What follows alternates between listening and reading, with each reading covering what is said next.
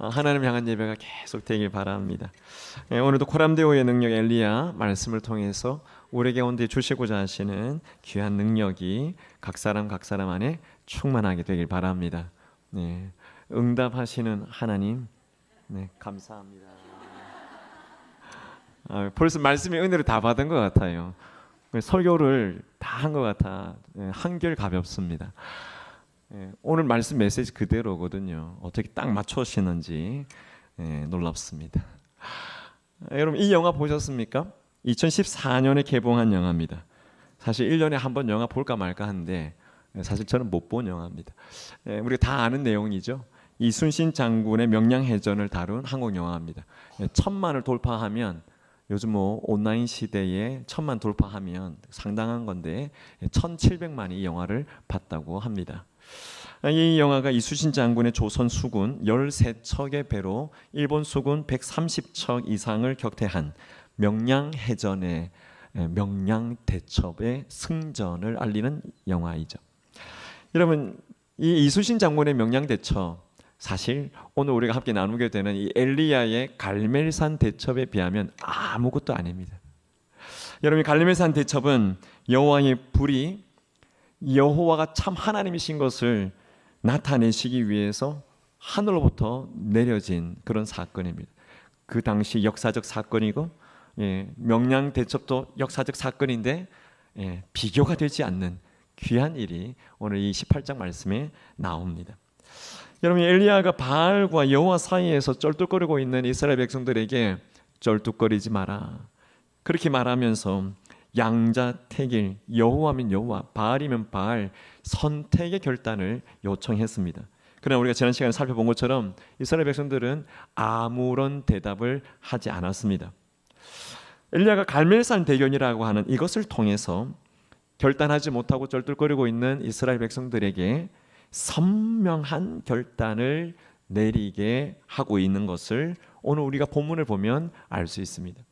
하나님께서 이스라엘 땅에 다시 비를 내리시기 전에 먼저 하셔야 될 일이 있었는데 그것이 하나님께로 이스라엘 백성들이 선명한 신앙으로 돌아오게 하는 바로 그 일이었다는 거죠. 그래서 사실 오늘 갈멜산 대첩에 하나님의 목적은 분명합니다. 선명한 신앙으로 돌아오는 겁니다.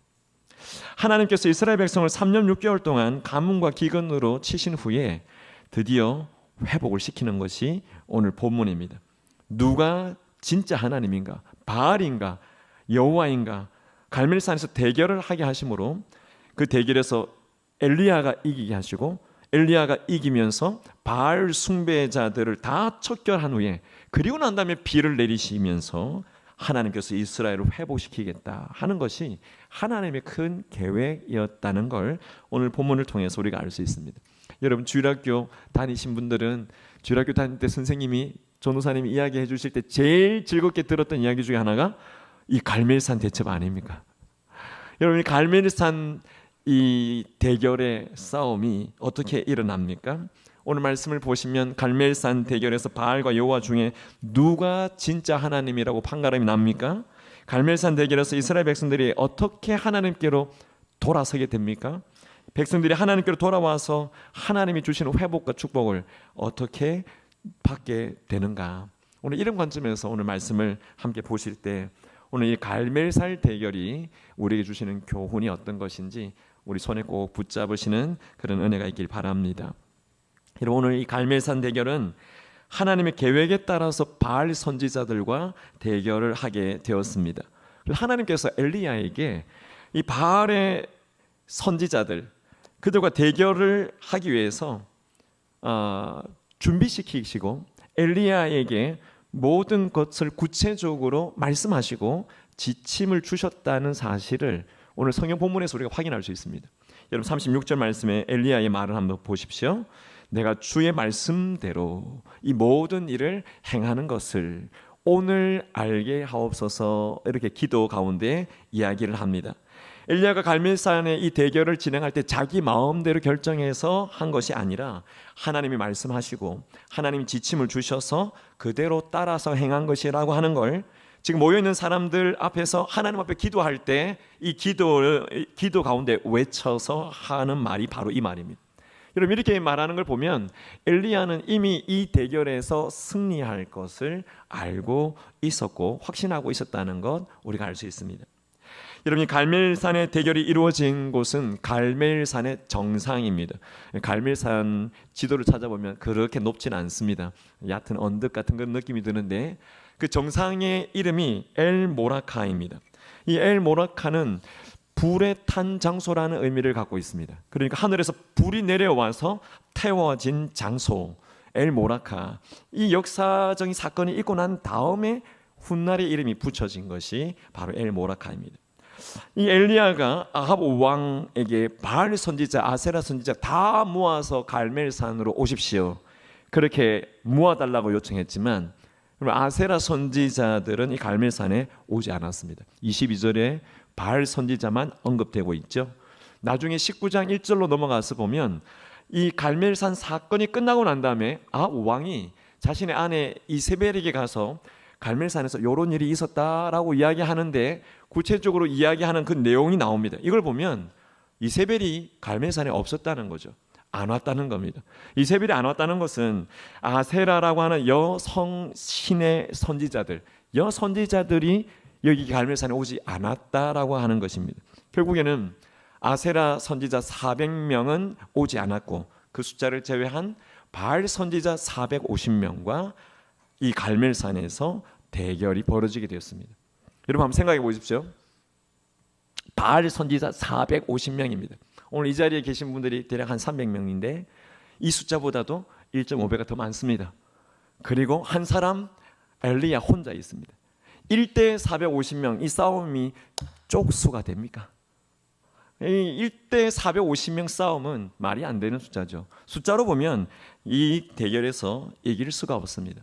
근데 오늘 믿음을 갖고 있는 엘리야는 바알 선지자들에게 먼저 시작하라고 합니다. 말씀 보십시오. 25절에 보니까 바알 선지자들이 너희가 많으니까 먼저 송아지를 잡고 너희 신의 이름을 부르라. 단 뭐라고 했습니까? 불은 붙이지 말라. 지금 이 대결의 원칙, 기준은 하늘에서 불이 떨어져야지. 그 하늘에서 불을 내려주는 분이 참 하나님이 아니냐, 그걸 확인하는 대결이기 때문에 불 붙이지 말라고 말합니다. 여러분, 바알 선지자들이 송아지를 잡아 제단에 올려놓고 아침부터 낮까지 계속 외쳐 기도합니다. 바알이여 우리에게 응답하소서, 바알이여 우리에게 응답하소서. 아무리 불러도 바알은 응답하지 않습니다. 심지어 바알 선지자들이 자기가 제물이 되어야만 되겠다라고 하는 생각으로 이 제단 주변을 춤을 추면서 돌아다니면서 바알이여 응답하소서 그렇게 기도하지만 바알의 불은 떨어지지 않았습니다. 여러분, 정오가 되면, 한낮이 되면 바알이 불을 내려줄 만한 기대가 더 높은 시간입니다. 왜냐하면 바알 숭배자들이 바알은 태양을 주관하는 신이라고도 믿었기 때문에, 여러분, 태양을 주관하는 신이면 정오가 되면 그 우주의 불, 태양이 가장 뜨거운 시간 아닙니까? 이때는 반드시 내려줄 거다, 그렇게 생각하고 정오가 되었을 때 더 간절히 바알이여 우리에게 응답하소서 그렇게 간구했지만 아무리 부르짖어도 천둥도 번개도 어떤 불도 내리지 않았습니다. 여러분, 정오가 됐을 때 오히려 엘리야가 바알 선지자들을 조롱합니다. 조롱하는 것은 나쁜 일이지만 여러분, 이 조롱에 의미가 있습니다. 27절을 한번 보십시오. 뭐라고 조롱하냐면 큰 소리로 부르라, 큰 소리로 부르라. 바알은 신인적 묵상하고 있는지, 혹 그가 잠깐 나갔는지, 혹 그가 길을 행하고 있는지, 혹은 그가 잠이 들어서 깨워야 할 것인지 큰 소리로 부르라고 조롱하고 있습니다. 여러분, 이렇게 조롱하는 이 조롱은 사실은 바알 선지자들이 바알 제단에 와서 예배하는 제사를 드리는 그들의 신도들에게 하던 말입니다. 그 말을 인용해서 지금 이 엘리야 선지자가 바알 선지자들이 하고 있는 모습을 조롱하고 있는 겁니다. 무슨 말이냐고 하면, 제단 앞에 와서 바알을 숭배하는 사람들이 제단 앞에서 바알이여 바알이여 하는데 아무런 대답이 없잖아요. 그러면 이때 바알 선지자들이 지금 바알님이 깊이 묵상하고 계십니다, 그렇게 말하고, 바알 신이 잠깐 밖에 나가셨습니다. 아무런 대답이 없으니까 바알 신이 지금 여행 중이십니다. 바알 신이 지금 잠드셨습니다. 조금만 더 기다리십시오. 이런 식으로 자기들이 핑계댔던 말을 엘리야가 그대로 인용을 해서 엘리야가 말도 안 되는 그 핑계를 조롱거리로 삼아서 그들에게 이야기한 겁니다.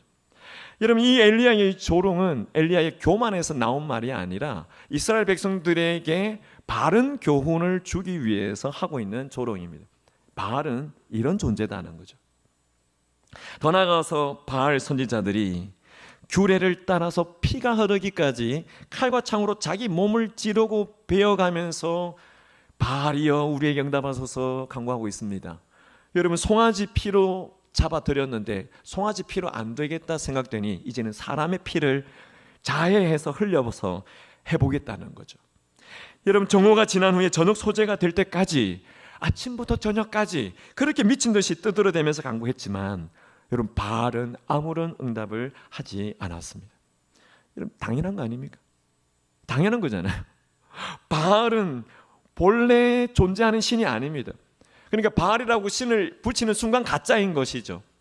여러분, 이 가짜 신, 없는 신이라고 할지라도 어쩌면 바알 선지자들이 기도할 때 사단이 바알 신의 행세를 하면서 불을 내려줄 수도 있었을 겁니다. 여러분, 오늘날 타 종교에서 일어나고 있는 모든 기적과 같은 놀라운 현상들은 다 누가 행하는 겁니까? 다 마귀가, 사단이 행하는 것입니다. 사단이 그 종교의 신 행사를 하는 것이죠. 그러나 사단이 불을 내리는 것도 누구의 허락을 받아야 됩니까? 그것도 하나님의 허락을 받아야 되는 겁니다. 사단이 욥을 해하려고 할 때도 하나님의 허락을 받아야 했던 것처럼 하나님의 허락 없이는 할 수 없습니다. 근데 지금 상황은 누가 진짜 하나님인가, 누가 진짜 불을 내려줄 수 있는 하나님인가, 이 내기를 하고 있는 이 절박한, 아주 촉박한 이 상황에서 사단이 바알 신 행세를 하면서 불을 내리도록 대결하고 계시는 하나님께서 허락하시겠어요? 당연히 허락하실 리가 없는 것이죠. 결국에는 불이 내리지 않았습니다. 여러분, 바알 선지자들이 바알의 불을 내리지 못하자 이제는 엘리야가 나설 차례가 됐습니다. 엘리야가 모든 백성에게 먼저 이야기합니다. 다 내게로 가까이 오라 말합니다. 이 제단 가까이 오라고 말합니다. 이스라엘 백성들에게 여호와 하나님이 참 하나님이시라는 사실을 확실하게 보여주기 위해서 이 대결에 이스라엘 백성 너희들도 동참하라는 의미로 가까이 오라고 말합니다. 그리고 야곱의 12아들 12지파를 상징하는 12개의 돌을, 무너진 여호와의 제단에다가 12개의 돌을 쌓아놓고 다시 이 제단을 수축합니다.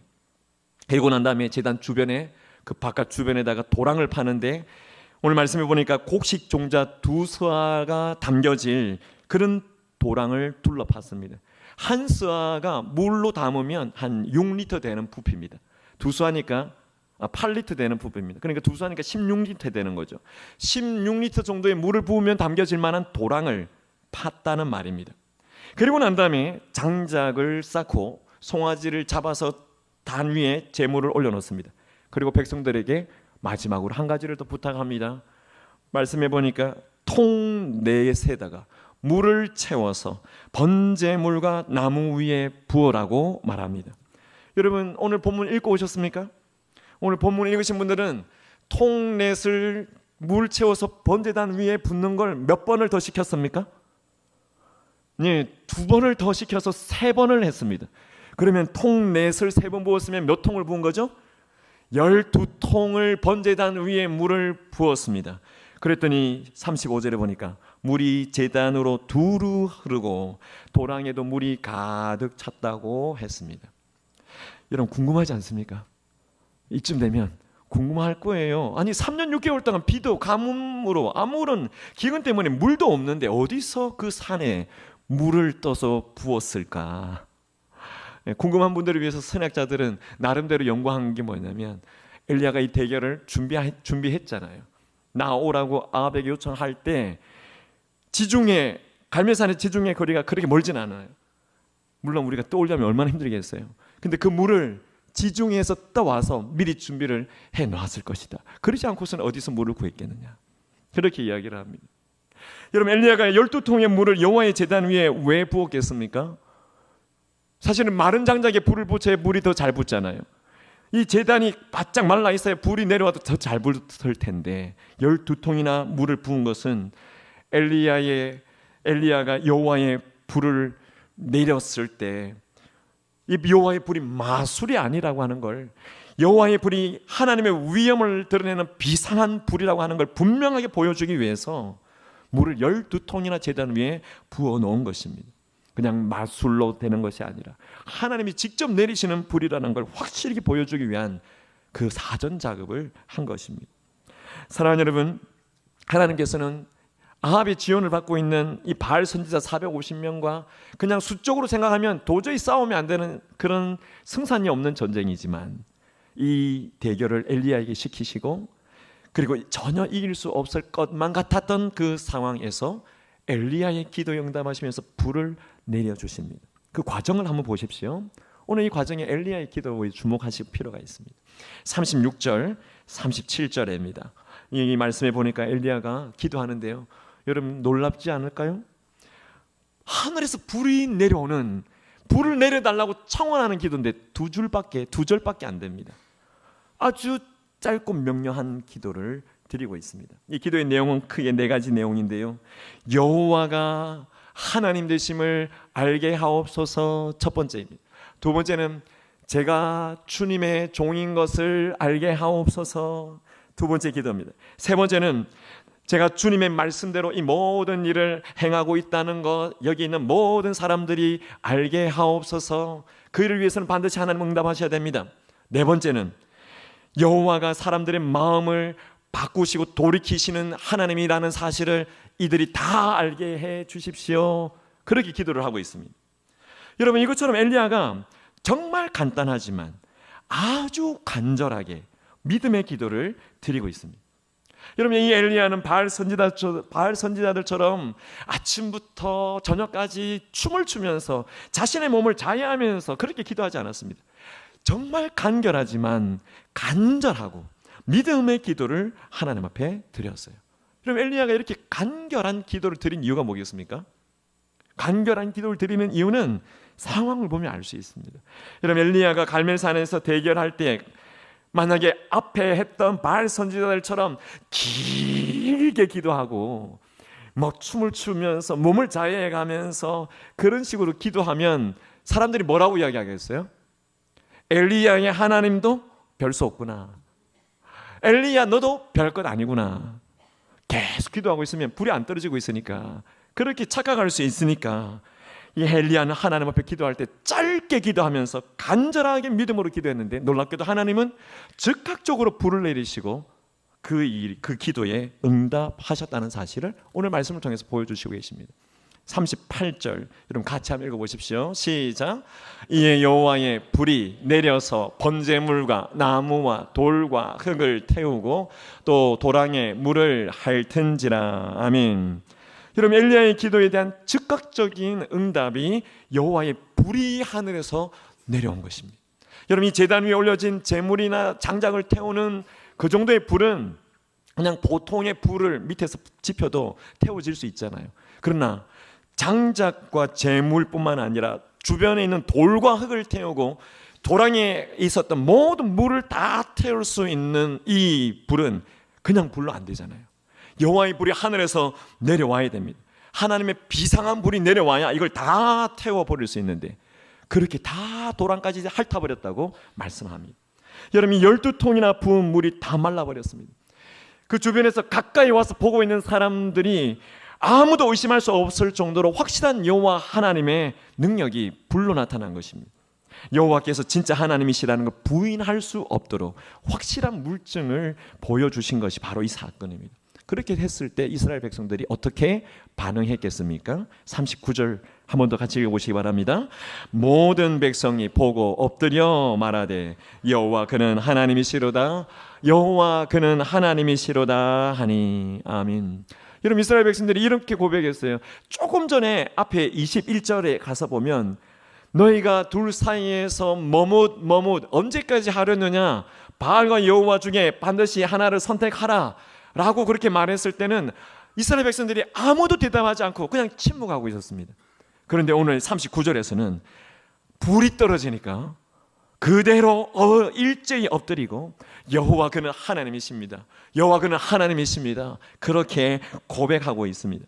여러분, 이 자리에 모인 모든 백성들이 그 마음을 세상을 향하고 있다가 여호와와 바알 둘 사이에 그냥 머뭇거리고 있다가 일제히 마음을 하나님께로 방향을 틀어놓는 사건이 바로 여호와의 불이 떨어진 사건입니다. 지금 이 상황은 이스라엘 백성들이 하나님 앞에서 마음을 다하여 회개하고 있는 바로 그 상황입니다. 여러분, 이걸 보면 하나님께서 이 대결을 놓고 큰 그림을 이렇게 그리셨구나 하는 걸 우리가 충분히 깨달을 수 있습니다. 하나님께서는 3년 6개월 동안 비를 내리지 않고 이 징계의 재앙을 이제 거두시기 전에, 그 전에 반드시 해야 될 일이 있었는데, 그것은 먼저 백성들의 마음 안에 철저한 회개가 일어나게 하는 것과, 두 번째는 우상 숭배를 척결하는 개혁을 진행하는 것이었다는 겁니다.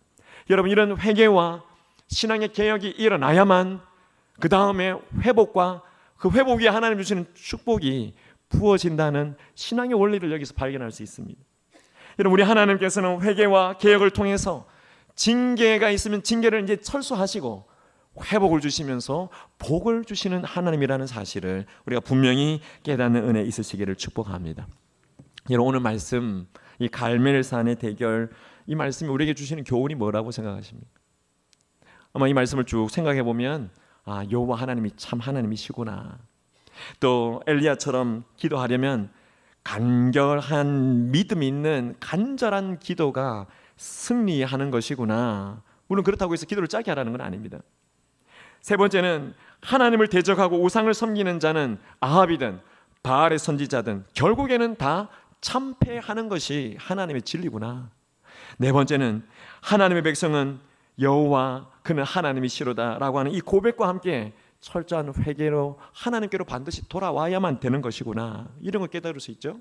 마지막 하나는 조금 전에 말씀드린 것처럼 회복은 철저한 회개와 개혁이 있어야만 회복이 되는 것이구나. 여러분, 이런 것들을 우리가 교훈으로 정리할 수 있을 겁니다.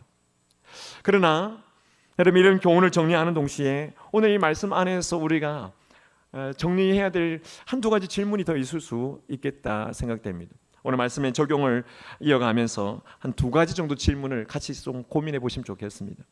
첫 번째 질문은 여호와의 불이 눈에 보이게 내리지 않을 때는 어떻게 되는 것인가? 여러분, 지금 엘리야 시대에 갈멜산에서 불이 내린 사건인데 오늘날에도 그때처럼 여호와의 불이 하늘에서 내려옵니까? 오늘날에 여호와의 불이 눈에 보이게 하늘에서 내려오는 그런 일들이 있습니까? 오늘날 그런 일은 없죠. 여러분, 이 여호와의 불이 과거 엘리야 시대에도 1년 12달 365일 매일 불이 내려온 건 아닙니다.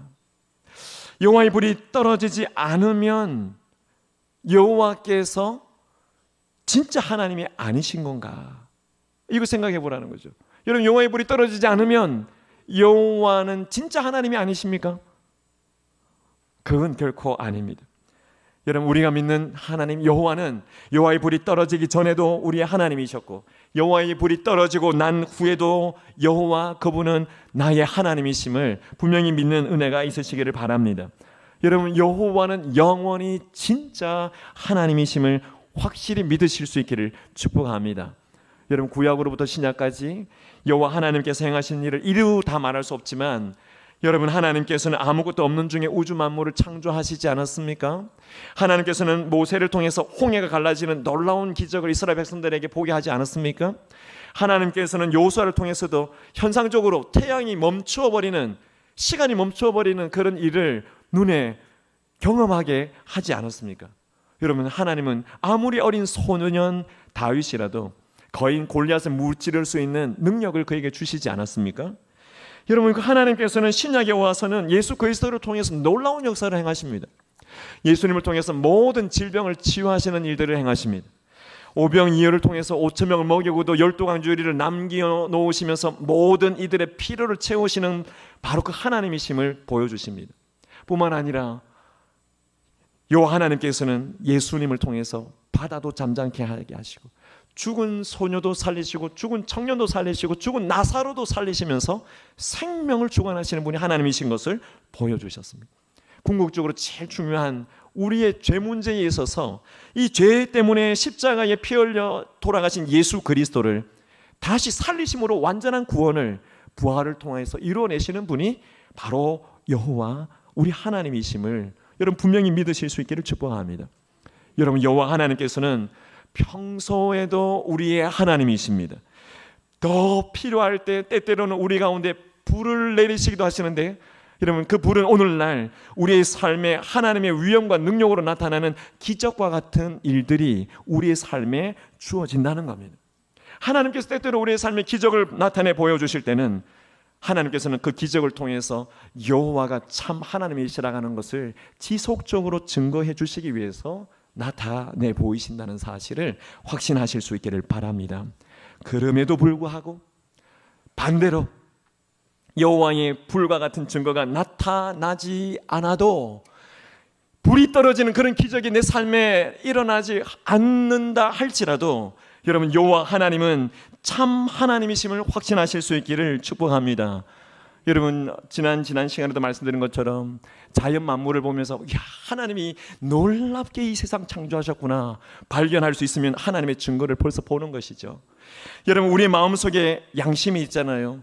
양심이 움직이면서 양심의 법이 내 삶의 중심 역할을 하고 있으면 하나님이 살아계셔서 내 양심을 움직이고 계시는구나, 그것도 느낄 수 있는 겁니다. 여러분 우리의 일상에 있어서 하나님의 살아계심 얼마나 많습니까? 여러분 저는 손톱 깎을 때 어떻게 손톱이 이렇게 잘 자랄까, 그거 가지고 하나님이 정말 하나님이 일상에서도 내게 감사할 수 있는 걸 주시는구나. 여러분 만약에 손톱이 안 자라고 머리가 안 자라면 어떻게 됩니까? 밥을 먹고 맛있게 밥을 먹었는데 이상하게 잘 자라요. 키가 안 자라는 건 뭐 당연한 건데 여러분 지금 또 흰머리가 이렇게 싹 생겨났어요. 흰머리가 이제 자라났다는 거죠, 머리가. 그래서 1cm, 이야 머리가 자라게 하시는 것도 참 감사하다. 이걸 통해서도 감사와 감탄이 있어요. 여러분 우리의 일상의 삶에 하나님이 함께하고 계신다는 겁니다. 여러분 이런 걸 느낄 수 있다면 불이 떨어지는 기적이 아닐지라도 하나님은 반드시 내 삶 속에 동행하고 계시고 함께 하신다는 사실을 우리가 분명히 깨달을 줄 믿습니다. 사랑하는 여러분, 여호와의 불이 떨어지던 안 떨어지던, 다시 말하면 내 삶에 불이 떨어지는 것과 같은 기적이 일어나든 일어나지 않든 변함이 없는 것은 여호와 그분은 나의 하나님이라는 사실을 분명히 믿는 믿음이 우리 가운데 있게 되시기를 축복합니다. 여러분 여호와의 불이 안 떨어져도 오늘 이스라엘 백성들이 고백하는 것처럼 그분은 여호와 그분은 나의 하나님이라고 하는 이 확신을 불같은 마음으로 불같은 확신을 할 수 있다면 그분은 이미 하나님의 불을 받은 자와 다를 바 없습니다. 그런 은혜가 우리 가운데 꼭 있게 되시기를 축복합니다. 두 번째 질문은 그럼에도 불구하고 여러분 우리에게 왜 엘리야처럼 여호와의 불을 체험하는 일이 없는가 하는 것 질문해 봐야 됩니다. 어떻게 하면 여호와의 불과 같은 부인할 수 없는 확실한 증거가 우리 마음과 생활 속에 체험될 수 있는가? 어떻게 하면 엘리야의 능력을 우리도 동일하게 경험할 수 있는가? 이거 질문해 봐야 된다는 거죠. 여러분 데이비드 플라트 목사님이라는 분이 28세의 나이로 4,500명이 더 되는 큰 대형 교회의 담임 목사로 청빙을 받아 갔습니다. 엘라바마 주의 버밍햄에 있는 브루크힐스 교회라고 하는 교회에 담임 목사로 가서 담임 목사로 2006년부터 2014년까지 목회하면서 미국 교회 분위기가 역사상 이렇게 어린 목회자가 대형 교회를 간 일이 없으니까 이 목사님에게 별명을 붙여준 거예요. 최연소의 나이에 대형 교회 목회로 간 목사, 이렇게 별명이 붙여졌어요. 근데 이 목사님 목회를 하는 동안에 교인 숫자, 또 예산의 규모, 또 교회 건물의 크기, 이런 것으로 목회의 성공을 평가하는 미국 교회 분위기 속에서 자괴감이 들어서 늘 하나님 앞에 고민하며 두 가지 질문을 했다고 합니다.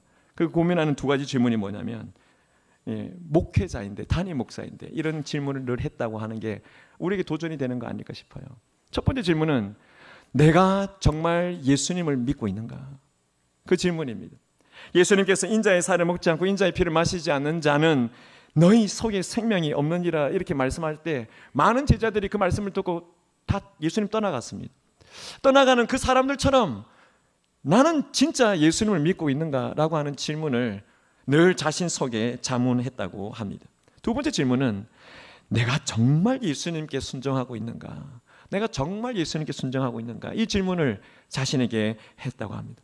예수님께서 모든 것을 내려놓고 자기 십자가를 지고 자신을 따르라고 말씀하실 때 많은 사람들이 대충 적당하게 믿고 편하게 믿고 적당하게 살기 위해서 철저한 순종을 포기하고 회피할 때, 그렇게 예수님을 많은 사람들이 떠나갈 때 나도 그와 같은 무리 속에 있는 건 아닌가, 그러면서 자기 자신을 내가 정말 예수님께 순종하고 있는가 질문하는 질문으로 돌아왔다고 합니다. 여러분, 이 목사님이 쓴 책이 하나 있는데 많은 책을 쓰셨어요. 그 중에 하나가 레디컬이라는 책입니다. 이 책의 부제는 당신의 신앙을 아메리칸 드림에서 돌려내라, 그런 뜻입니다. 아메리칸 드림에서 돌려내야만 당신의 신앙이 살 수 있다, 철저한 순종은 거기서 나온다, 이런 제목인데요, 뉴욕타임즈 베스트셀러에 올랐던 책입니다. 이 책의 핵심 내용은 기독교인들에게 말합니다. 안락한 신앙생활에서 벗어나서 예수님의 온전한 제자로서 헌신적인 삶을 살아야 한다고 촉구하는 내용이 이 내용입니다. 그럼 이 책이 쓰여질 당시 대략 한 2010년도쯤에 이 목사님이 전 세계에 아직도 45억 명이나, 지금은 더 많죠, 45억 명이 되는 생명이 지옥으로 가고 있는데 전 세계에 2억 6천 명의 아이들이 기근과 그런 질병으로 죽어가고 있는데 오늘날 교회는 과연 뭐 하고 있는 건가? 그러면서 교회에 대해서 한탄하는 목소리를 담아놨습니다. 복음으로 사람을 살리고 키우고 사람을 고치는 생명사역 하겠다고 교회가 세워졌는데 교회는 그 모든 걸 내팽개치고 우리끼리 잘 먹고 우리끼리 잘 살고 우리끼리 편안한 신앙생활 하는데 여기만 초점을 맞추어서 그렇게 신앙생활 하고 있다면 이 목사님이 하는 말입니다. 변질된 그리스도인 아닌가, 변질된 교회 아닌가, 그렇게 말합니다. 사랑하는 여러분, 엘리야의 하나님이 나의 하나님임에도 불구하고 우리가 엘리야의 하나님을 삶의 현장에서 만나지 못하는 이유가 뭐겠습니까? 오늘 이 목사님 말처럼 우리가 자문해보면 혹 내 신앙이 변질되어 있는 것은 아닌가, 혹 우리가 신앙에 변질이 있어서 그런 건 아닌가 돌아봐야 할 줄 믿습니다. 여러분, 엘리야의 능력을 체험하기 위해서 우리가 이 말씀 시리즈를 계속 묵상하는 동안 중요한 것은 엘리야의 정신입니다. 엘리야의 심령입니다. 여러분, 이 엘리야의 정신은 다른 게 아니죠. 제가 주제에 나타내고 있는 것처럼 여호와 하나님 앞에 서서, 그분 앞에 서서 코람데오의 자세로 그분 앞에 서서 그분의 능력을 힘입어 오직 여호와 하나님만을 경외하고 섬기는 이것이 엘리야의 정신입니다.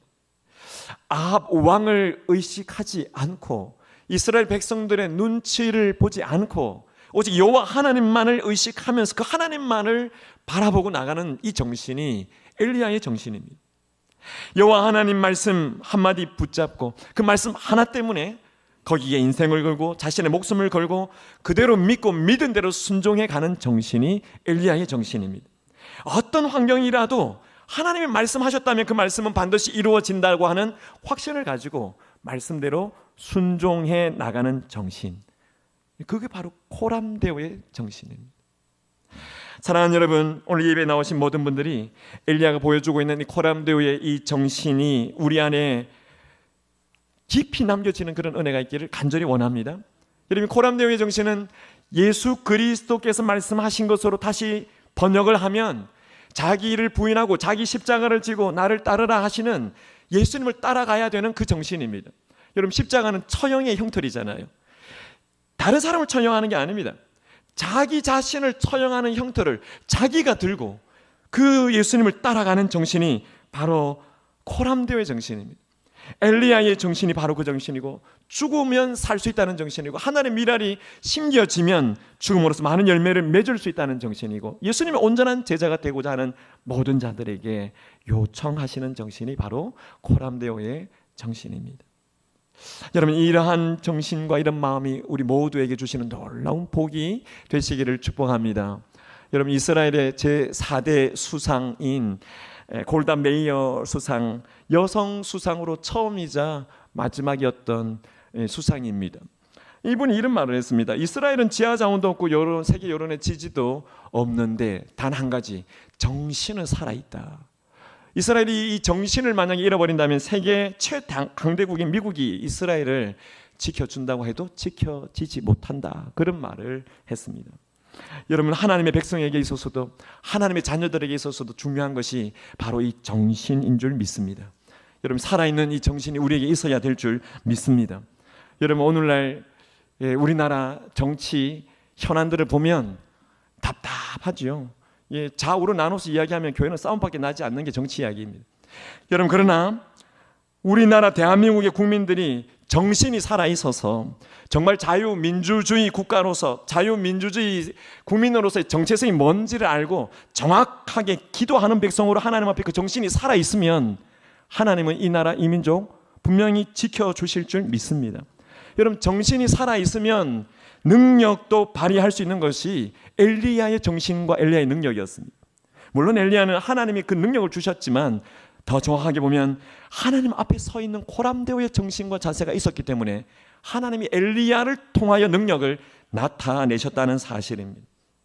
말씀을 맺을 때 오늘 이 자리에 계신 모든 분들, 바알이냐 여호와냐, 우리가 바알과 여호와 사이에서 쩔뚝거리고 있는 삶이 아직 남아있다면 그거 청산할 수 있는 은혜가 있으시기를 축복합니다.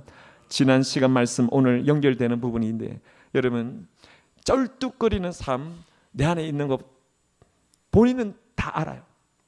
근데 이거 청산하기가 쉽지 않아요. 왜냐하면 당장 불편할 수 있고 당장 손해볼 수 있고 당장 위험에 빠지거나 위협을 받을 수도 있기 때문에 여호와를 버려놓고 있거나 아니면 혼합주의로 여호와와 바알을 같이 섞어서 믿고 있거나 그런 상황들이 있을 텐데, 이걸 내려놔야 선명한 신앙으로 오늘 이스라엘 백성들처럼 돌아설 수 있습니다. 오늘 이 자리에 계신 모든 분들이 한 해를 마무리하실 때 새 속에 계신 바알을 버리고 진짜 하나님이신 여호와를 선택하실 때 우리의 주님 예수 그리스도만 일편단심 그분만 내가 사랑하고 그 부분을 따라가기로 선택하셨다면 그분의 말씀에 절대 순종하시면서 기도 응답의 불을 체험하시고 그 체험을 기적과 같은 것으로 하지 못한다 할지라도 하나님은 나의 하나님이시다, 엘리야의 하나님이 나의 하나님이시다, 이 확신을 가지고 살아가는 귀한 은혜가 우리 모두에게 있으시기를 축복합니다. 우리 가슴에 손을 얹고 한번 기도하겠습니다. 하나님 아버지, 우리 하나님이 우리와 함께 하고 계심을 믿습니다. 엘리야와 같은 정신, 코람데오의 그 신앙과 자세로 하나님 앞에 나아갈 때 우리 하나님께서 우리 모든 주의 성도들을 꼭 붙들어 주시고 하나님의 하나님 되심을 맛볼 수 있도록 인도하여 주시옵소서. 예수님의 이름으로 기도하옵나이다. 아멘.